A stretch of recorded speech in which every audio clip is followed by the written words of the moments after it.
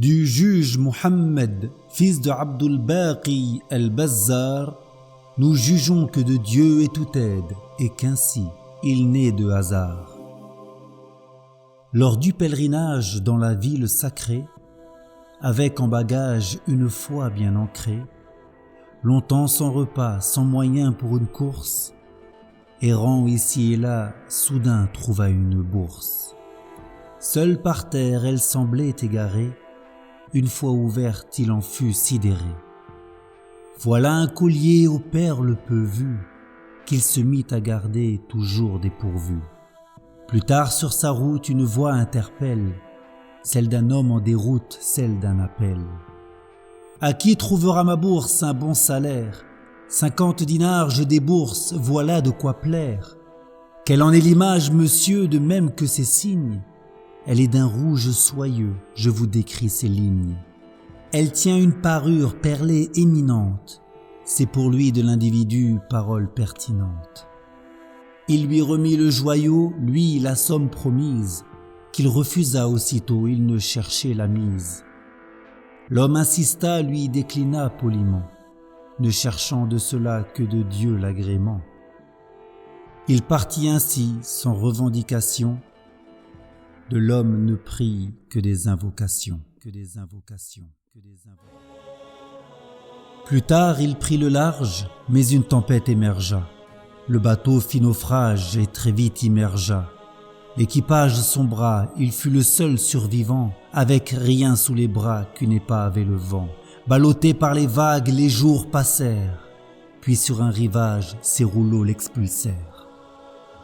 Est-ce pour lui la fin? Les douleurs sont de taille, les lames de la faim déchirent ses entrailles. Joignant ses dernières forces, marchant difficilement, affrontant collines et bosses, cerna un bâtiment. Ce fut une mosquée, il parvint à y entrer, ignorant son quartier à qui elle est attitrée. Le voyant ainsi, très vite on l'assista, on prit soin de lui, le remit en état. Rétabli, il resta dans la mosquée, érudit, son savoir fut remarqué. Alors comme imam les habitants l'engagèrent, moyennant une manne, c'est là ce qu'il suggère. L'offre acceptée, l'imam endossa sa tâche, ils furent de lui satisfaits, l'islam rien ne l'entache. Puis on vint à lui et ses propos lui tenir, à une orpheline d'ici nous pensons à t'unir. À l'insistance des compagnons, l'imam obéit, à l'assistance de l'union, notre homme s'ébahit. La tête baissée, il ne voyait la belle, ses yeux ne fixaient que le collier sur elle. Ce fut le bijou perlé remis à l'individu qui l'avait égaré, que fait-il sur la prétendue? Ô cheikh, pourquoi vers elle tant d'indifférence? N'ayant été regardé, son cœur fut brisé. Notre cher de cette merveille aurait-il préférence? Le collier à son cou serait-il plus prisé? Alors il conta son histoire, de sa surprise la source, le collier, ses perles rares, le récit de la bourse. Épris de joie, ils clamèrent l'exaltation de Dieu, surpris, lui, ne cerna pas l'excitation en ce lieu. Quelle est cette conduite dont vous me faites part? Quel fait vous agite, quelle fougue vous empare? Le collier de cette fille appartenait à son père. Dans cette mosquée-ci, il fut l'imam pour ses pairs.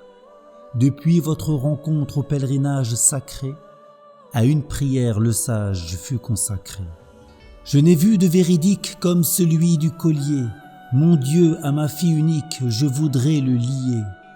Mais seul avec elle, la mort le renversa, ne mariant sa demoiselle, oh, le Tout-Puissant l'exauça.